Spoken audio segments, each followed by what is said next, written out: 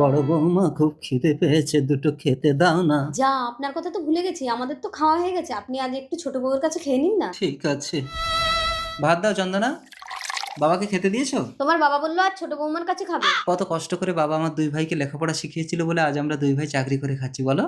আমি আর খেতে পারছি না, আমি খাবো না মা। মিত্তি, ছোট বৌমা খুব খিদে পেয়েছে, দুটো খেতে দেবে? আপনি এখানে খাবেন আগে থেকে তো বলতে হয়, আমি তো মাপের রান্না করেছি। ঠিক আছে, লাগবে না। মেঘা, তুমি এক কাজ করো, আমার ভাতটা নিয়ে গিয়ে তুমি বাবাকে দাও, আমি পরে খেয়ে নেবো। না না, তুমি খেয়ে নাও, আমার খাবারটা বাবাকে দিচ্ছি, আমি পরে খেয়ে নেবো।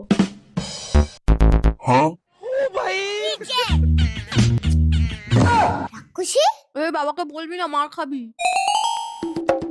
দাদান দাদান, তোমার খিদে পেয়েছে? দাঁড়াও, খাবার আনছি। মিষ্টি।